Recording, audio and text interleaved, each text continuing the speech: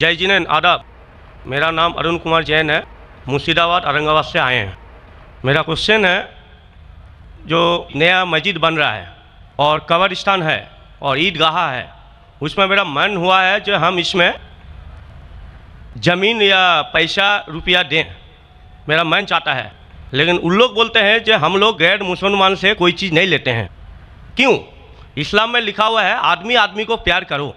भाई का सवाल है कि वो चाहते हैं कि मस्जिद बनाने के लिए अपनी ज़मीन दे ईदगाह के लिए, और मुसलमान कहते हैं कि हम गैर मुसलमान की मदद नहीं लेते। क्यों? क्या इंसान भाई नहीं है? भाई साहब, गैर मुसलमान की मदद लेना इस्लाम में हराम नहीं है, लेकिन कुछ शराइत है कुछ चीज़ों के लिए। मिसाल के तौर पे मस्जिद बनाने के लिए कुछ शर्त है। मस्जिद बनाने के लिए एक मुसलमान अपनी ज़कात का पैसा भी नहीं दे सकता है। ज़कात एक मुसलमान के लिए फ़र्ज़ है कि वो 2.5% अपनी बचत का, हर कमरी साल वो 2.5% अपनी बचत का जो निसाब के ऊपर है, 85 ग्राम सोने के ऊपर है, उसे ज़कात देना चाहिए।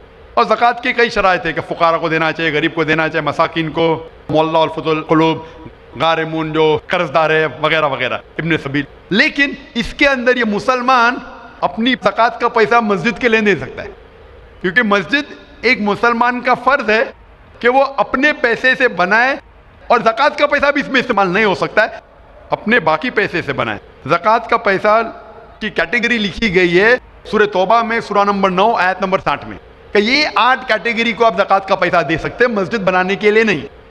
क्योंकि मस्जिद एक फ़र्ज़ है, मुसलमान खुद अपने पैसे से, ना कि ज़कात से, अपने बाकी पैसे से जो सदका हो या बाकी पैसे से, ना कि जो गरीबों के लिए जो पैसा महफूज है, जो 8 कैटेगरी है उसके लिए महफूज है, वो पैसे में से आप मस्जिद बनाने के लिए दे सकते हैं। ये एक शर्त है। उसी तरीके से शर्त है कुरान मजीद की कि मस्जिद की देखभाल सिर्फ वो लोग करना चाहिए जो इस पे ईमान लाते हैं, जो इस बात में मानते हैं, जो ईमान लाते हैं और जो मानते हैं, और अपने पैसे से। तो अगर कोई गैर मुसलमान अगर इस पे ईमान नहीं लाता है तो मस्जिद के लिए इस्तेमाल नहीं किया जा सकता है। मिसाल के तौर पे मैं कहूँगा कि यहाँ कई जगह है अपने हिंदुस्तान में जिसे कहा जाता है कैंटोनमेंट एरिया। कैंटोनमेंट एरिया मतलब वो एरिया जहाँ सिर्फ मिलिट्री के लोग जा सकते हैं। आम हिंदुस्तानी, मैं हिंदुस्तान का नागरिक हूँ, मैं ये नहीं कह सकता कि मैं हिंदुस्तान का नागरिक हूँ इसीलिए मुझे कैंटोनमेंट एरिया में जाने दो। वो रूल है।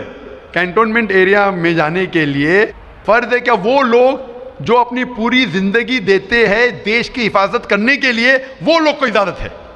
आम आदमी कैंटोनमेंट एरिया में नहीं जा सकता है, ये उसूल है देश का। उसी तरीके से जो लोग ईमान लाते हैं मज़हब पे और ज़कात के अलावा अपनी बाकी आमदनी के पैसे से मस्जिद बना सकते हैं। तो इसीलिए क्योंकि आप ईमान नहीं लेके आए तो मस्जिद बनाने के लिए आपके पैसे का इस्तेमाल नहीं हो सकता है। लेकिन बाकी खैरात क्या अलग बात है। अगर आप किसी को पैसा देते हैं, किसी को तालीम के लिए, मुसलमान को, तो हराम नहीं कि मुसलमान गैर मुसलमान का पैसा नहीं ले सकता है। सिर्फ मस्जिद के लिए शर्त है। तो कुछ चीज़ों के लिए शराइत है, बाकी चीज़ों के लिए नहीं। मिसाल के तौर पर आप कहना चाहते हैं कि मैं मेरे पैसों से कोई मुसलमान को पालना चाहता हूँ, तो कोई मुसलमान आपके पैसे से तालीम हासिल करना उसके लिए हराम नहीं है, सिर्फ मस्जिद के लिए। अगर आप चाहते हैं कि आपका पैसा मस्जिद में इस्तेमाल हो तो पहले आपको मुसलमान बनना पड़ेगा, आपको ईमान लाना पड़ेगा, फिर ही आप, क्योंकि आप अगर जिस चीज़ में ईमान नहीं लेके आते, आप अगर ईमान नहीं लेके आते कि हमको एक ईश्वर को मानना चाहिए, हमको सलाह पढ़ना चाहिए, तो उसी तरीके से अगर आपको ईमान आ जाएगा कि ये मस्जिद सही इबादत की जगह है और मैं इस पर यकीन करता हूँ, फिर आपका पैसा ले सकते हैं, वरना नहीं। Hope that answers the question. आपका दूसरा सवाल है ये, हम लोग जो गाय का दूध पीते हैं वो वेज है कि या नॉन वेज है? भाई का सवाल है कि हम गाय का दूध जो पीते हैं वो वेज है कि नॉन वेज है। साइंटिफिकली गाय वेज है कि नॉन वेज है? भाई साहब, हम लोग जानते हैं नॉन वेज है। गाय नॉन वेज है ना? हाँ। तो उसका दूध वेज होगा या नॉन वेज होगा? Non veg. लेकिन हम लोग का धर्म में वो देवी है। हाँ, अभी उसके ऊपर बाकी सवाल आ गया ना।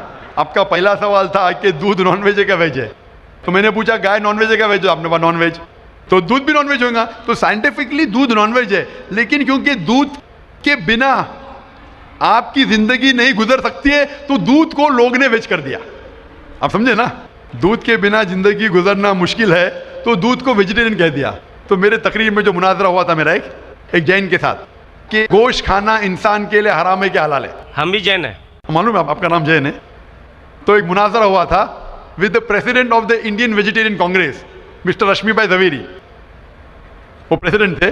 तो एक मुनाजरा हुआ कि गोश्त खाना इंसानों के लिए हराम है कि हलाल है। वो मुनाजरे में मैंने साबित किया कि गोश्त खाना इंसान के लिए हराम नहीं, अच्छा है, साबित किया।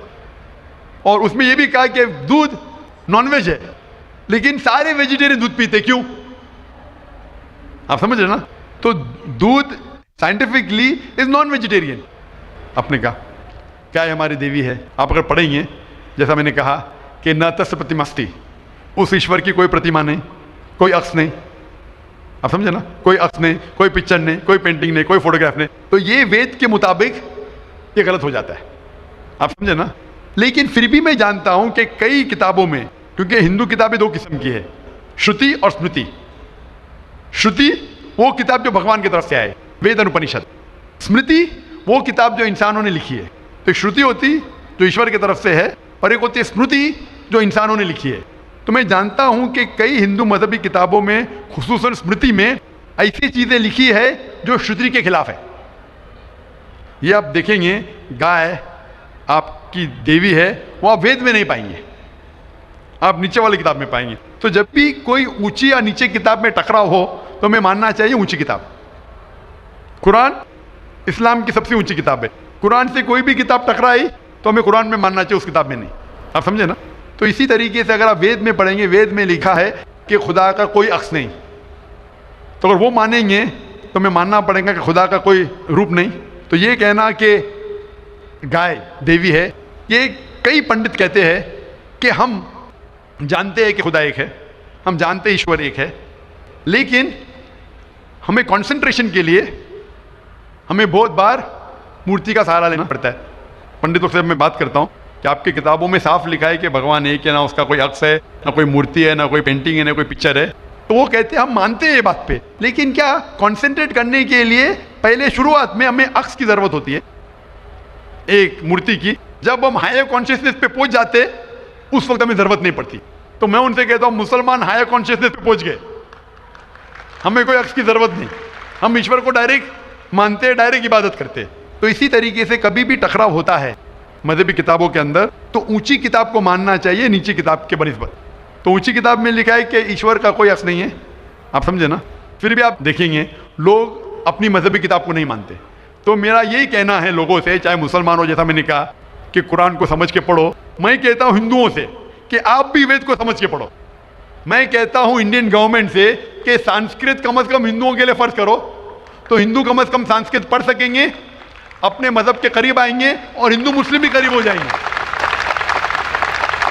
क्योंकि संस्कृत पढ़ेंगे तो आपको पता चलेगा कि आपकी किताब में क्या लिखा है। तो कोई भी पंडित आपको घुमाएगा नहीं, फिर पंडित घुमाएगा तो बोलेंगे तो हवाला दो ये, आप समझे ना।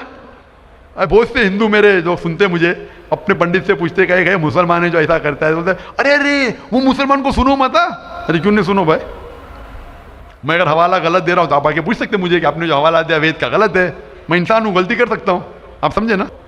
तो मैं कहता हूं हिंदुओं से कि आप संस्कृत जानो, अपनी वेद पढ़ो, ताला विला कलिमतिन सवाइन बैना बैनकुम, आओ हम उस बात की तरफ जहां पर हम यकसा है, यकसानियत की तरफ आएंगे तो हिंदू मुसलमान एक हो जाएंगे।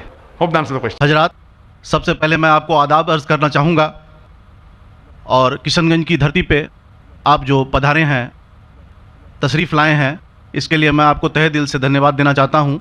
मेरा नाम जितेंद्र है और मैं पीस टीवी बराबर देखता हूँ और बराबर आपकी तकरीर मैंने सुनी है, लेकिन सवाल करने का आज मौका मुझे मिला है। मुझे तो यूँ लग रहा था कि इन सवालों के जलजले में मैं कहीं अपना असली सवाल ना भूल जाऊँ, मगर खुदा का शुक्र है मुझे अपना सवाल याद है और बखूबी याद है। मैं आपसे गुजारिश करूँगा, आपने अभी कई बातों में हिंदू और मुसलमान को एक करने की कोशिश की, मैं इससे बहुत अच्छी बात कहूँगा, बहुत आपने, मैं सराहूँगा इस बात को। लेकिन मेरा एक सवाल है, जहनी सवाल है ये कि हमारे, मैं जैन हूँ वैसे, broadly we are Hindu, so there is a question कि हम हिंदुओं में किसी को परेशान करना या किसी की हत्या करना मने गलत कहा गया है, ये मजहब इसकी इजाज़त नहीं देता। और जहाँ तक इस्लाम से मेरा ताल्लुक़ है, और इस्लाम की मुझे जो तालीम है और जानकारी है, उनके अनुसार बेगुनाहों का कत्ल इस्लाम में भी वर्जित है। इस्लाम कहीं भी किसी भी सूरत में बेगुनाहों को कत्ल करने की इजाज़त नहीं देता। अगर आप मेरे सवाल का बखूबी और मेरे जहन में जचने वाला सवाल है ये जवाब दे दें तो मैं भी आपका मुरीद बन जाऊंगा। यूं तो मुरीद हुई ही, लेकिन फिर मुरीद बन जाऊंगा कि इंसानों को सबसे ऊंची श्रेणी में रखा गया है जहां तक मैं जानता हूं। और मैं जब करीब अपने कई मुसलमान इंटेलेक्चुअल्स दोस्तों से सवाल करता हूं कि सब कुछ मिलता है मगर आप बलि क्यों देते हैं, आप वध क्यों करते हैं, तो उन्होंने कहा कि ये चीज़ें मुसलमानों को इस्तेमाल के लिए दी गई है। मैं इस पर क्लियरिफिकेशन चाहूँगा डॉक्टर साहब का, आपका क्लियरिफिकेशन चाहूँगा। मैं इस सवाल का जवाब चाहूँगा आपसे। वालेकुम अस्सलाम भाई साहब, आप पे सलामती हो। वैसे में सवाल किया है कि वो पीस टीवी माशाल्लाह काफ़ी वक्त से देख रहे और वो कहते हैं कि हर मज़हब में कहा गया है कि कत्ल करना, इंसान की जान लेना गलत है, हराम है। हिंदू मज़हब में कहा गया है और इस्लाम में भी जैसे उनकी जानकारी सही है कि बेगुनाह का कत्ल करना हराम है। वो ये पूछते हैं कि बलि कहाँ तक सही है। बलि का मतलब मैं आपसे पूछना चाहता हूँ कि आप ये पूछना चाहते हैं मतलब जैसे हम लोग कुर्बानी के टाइम में, मेरा यही सवाल है, जाती सवाल यही है मेरा। अगर इस सवाल का जवाब देंगे तो मैं तो आपका मुरीद हूँ, लेकिन फिर से और पक्का मुरीद बन जाऊंगा। भाई साहब ने कहा कि आप लोग कुर्बानी क्यों देते हैं, और ये कुर्बानी का जो सवाल है कि हम ईद उल ज़ुहा बकरी ईद में कुर्बानी क्यों देते। कुरान मजीद में अल्लाह ताला फरमाते हैं सूरह हज में सूरह नंबर 22 में कि ना ही गोश्त ना ही खून अल्लाह को जाता है। अल्लाह को ना खून की ज़रूरत ना गोश्त की ज़रूरत। ये कुर्बानी के वक्त अल्लाह को खून नहीं जाता ना गोश्त जाता है, लेकिन तकवा, आपकी पायटी, आपकी परहेजगारी अल्लाह को पसंद है। आप अगर देखेंगे कि ईद उल ज़ुहा के बारे में क्यों हम कुर्बानी करते हैं और वाक़या जानेंगे इब्राहिम अलैहिस्सलाम का कि इब्राहिम अलैहिस्सलाम को अल्लाह सुब्हाना व तआला ने, उस वक्त बुत परस्ती बहुत आम थी, बुत परस्ती बहुत आम थी और कुर्बानी इंसानों की बहुत आम थी और हिंदुस्तान में भी आम है। आज भी हिंदुस्तान में कई दिगर मज़ाहिब में लड़कियों की कुर्बानी दी जाती है, बच्चों की बलि दी जाती है। क्या आप छोटे बच्चे का कत्ल करो, औरत का कत्ल करो, बलि दे जाओ और भगवान खुश हो जाएंगे। कई जगह अल्हम्दुलिल्लाह मुसलमान में नहीं है। तो उस वक्त इब्राहिम अलैहिस्सलाम को अल्लाह ने पूछा कि आपको सबसे ज़्यादा अजीज़ इस दुनिया में क्या चीज़ है, तो उन्होंने कहा कि मेरा बेटा। तो उन्होंने पूछा कि आप अपने बेटे की कुर्बानी दे सकते, अपने पैगंबर इब्राहिम अलैहिस्सलाम से बेटी कुर्बानी दे सकते। तो वो चौंक गए और अल्लाह के पैगंबर थे, उन्होंने के बेटे से कहा, बेटे ने कहा बेशक अल्लाह के लिए आप मेरी कुर्बानी दे सकते, आप अपने आँख पे पट्टी मारना। जैसा अल्लाह ताला फरमाते इस दुनिया में अल्लाह ताला हमारा इम्तिहान ले रहे, तो अल्लाह ताला इम्तिहान ले रहे अपने पैगंबर इब्राहिम अलैहिस्सलाम का। अल्लाह ताला ये भी जानते कि इब्राहिम अलैहिस्सलाम जवाब क्या देंगे, तो इब्राहिम अलैहिस्सलाम अपने आँख पे पट्टी मारते और जिस तरीके से हुक्म आता है अपने बेटे की कुर्बानी देने जाते, उस वक्त ही एक भेड़, गोट या शीप आ जाता है और उस शीप की कुर्बानी हो जाती है। तो उस चीज़ को याद रखने के लिए आज भी मुसलमान बकरीद के टाइम पे, ईद उल ज़ुहा के वक्त जानवर की कुर्बानी देते। ये याद दिलाने के लिए हमें, क्योंकि ये अल्लाह सुब्हानहू व तआला की तरफ से अपने आखिरी पैगंबर मोहम्मद सल्लल्लाहु अलैहि वसल्लम ने कहा, उसकी बात मानते। लेकिन अगर मैं सोचूं दिमाग से क्यों, तो ये सोच सकता हूं कि ये हमें याद दिलाने के लिए क्या अल्लाह को इंसान की कुर्बानी की ज़रूरत नहीं, इंसान की जान लेने की ज़रूरत नहीं। तो जो आज दुनिया भर में आज भी हो रहा है कि बच्चों को कत्ल किया जा रहा है, औरतों का कत्ल किया जा रहा है, बलि पे चढ़ाया जा रहा है, ये बिल्कुल गलत है। और दोनों में आप देखेंगे फ़र्क। अगर कोई दूसरे मज़हब में, या हिंदू मज़हब लो या दिगर मज़हब लो, अगर कोई जानवर की बलि चढ़ाई जाती है तो उधर ही रख दिया जाता है और अक्सर वो फजूल हो जाता है। हो सकता है कभी कोई चुपके से आके खा ले। इस्लाम में जब कुर्बानी दी जाती है ईद उल ज़ुहा के टाइम पे, सबसे पहले जो मैं कह रहा हूँ कि मेरी मंतिक ये समझ सकती है कि हमें ये याद दिला रहे कि इंसानों की बलि चढ़ाना हराम है। और जब हम याद दिलाते, और जब बकरा काटते या जो भी काटते जानवर, इस वक्त जब हम काटते, हम अल्लाह का नाम लेके काटते। और जो भी जानवर की कुर्बानी देते उसके 3 हिस्से कर सकते। एक हिस्सा हम खुद रख सकते, खुद के इस्तेमाल में ला सकते, एक तिहाई हिस्सा। दूसरा हिस्सा हमें हमारे रिश्तेदार में बांटना चाहिए और तीसरा हिस्सा गरीबों में बांटना चाहिए। जब कुर्बानी दे रहे हम उस जानवर का इस्तेमाल कर रहे, जानवर खाना अलाउड है क्या ना, वो एक अलग बहस है जिसके ऊपर आप पूछे तो वो जवाब अलग है कि जानवर खाना सही है क्या गलत है, वो एक अलग डिबेट है जो हम अभी नहीं। अगर आप पूछना चाहे तो अगला सवाल पूछ सकते हैं। एक तीसरा हिस्सा हम इस्तेमाल कर रहे हैं, एक तीसरा हिस्सा हम दोस्तों में बांट रहे हैं, हमारे रिश्तेदार में, और तीसरा हिस्सा हम गरीबों में बांटते। तो इनमें गरीबों का फायदा हो रहा है, ना फजूल खर्ची हो रही है, और याद दिलाया जाता है कि इंसानों का कत्ल करना गलत है। तो ये अच्छी चीज है। जब बली जैसा देखे बाकी मज़ाहिब में क्या हो रहा है, इंसानों का कत्ल किया जाता है, बिल्कुल हराम है। उसके अलावा जब जानवर का भी कत्ल करते हैं वो जानवर फजूल खर्ची में जाता है। इस्लाम में हमें याद दिलाया जाता है, और कुरान मजीद में लिखा है सूरह माइदा सूरह 5 आयत नंबर 1 में, और सूरह नहल सूरह नंबर 16 आयत नंबर 5 में, कि जो जानवर आपके लिए हलाल है वो खा सकते, जो चौपाया है, खाली वो जानवर मत खाओ जो आपके लिए हराम है, जो हलाल है वो खा सकते। तो ये खाने के लिए हमारे लिए खुराक है। हम कुर्बानी के वक्त ना कुछ जाया कर रहे, ना पैसे की बर्बादी कर रहे। हमें याद दिलाया जाता है क्या ना खुदा को गोश्त जाता है, ना खुदा को खून जाता है, खुदा को तकवा जाता है। हमारा तकवा, हम कितने परहेजगार है। और साथ साथ इसका इस्तेमाल होता है, एक तिया हिस्सा मैं खाता हूँ, रिश्तेदारों में बांटता हूँ, और आखिरी तिया हिस्सा मैं बांटता हूँ गरीबों में। तो इससे फायदा होता है। तो इसमें क्या गलत है? बनिस्बत दूसरे मज़ाहिब में आप देखेंगे इसमें नुकसान ही नुकसान है। इंसान का कत्ल हो रहा है, और जानवर को भी अगर बलि चढ़ाई जाती है तो फजूल खर्ची होती है। बनिस्बत इस्लाम में बकरीद के अंदर फायदा ही फायदा है। Hope the answer the question. बहुत खूब, आपने ये बहुत अच्छा फरमाया। मैं आपके जवाब से काफ़ी संतुष्ट हूँ। और जाते जाते एक आखिरी सवाल करना चाहूँगा कि अहिंसा को इस्लाम किस नज़रिए से देखता है? अहिंसा को इस्लाम किस नज़रिए से देखता है? मैं सबका आखिरी सवाल है कि अहिंसा को इस्लाम किस नजरिए से देखता है? आमतौर पे हिंसा हराम है। इस्लाम आता है लफ्ज़ सलाम से, इसके मानी है सलामती, अमन, शांति। इस्लाम के मानी है कि शांति हासिल करना, अपनी ख्वाहिश, अल्लाह का जो पैगाम है उसके मुताबिक अपनी जिंदगी बसर करना और अमन हासिल करना, उसे कहते हैं इस्लाम। हिंसा आमतौर पे हराम है। लेकिन अगर मिसाल के तौर पे हम देखते हैं हर देश में कानून है कि चोरी मत करो, किसी का कत्ल मत करो, लेकिन कानून के अलावा पुलिस भी है कि अगर कोई कानून को फॉलो नहीं करता है, कोई चोरी करेगा तो पुलिस उस वक्त जबरदस्ती कर सकती है, पुलिस फोर्स का इस्तेमाल कर सकती है, पुलिस कभी कभी हथियार का इस्तेमाल करती है अमन और शांति बरकरार रखने के लिए देश में।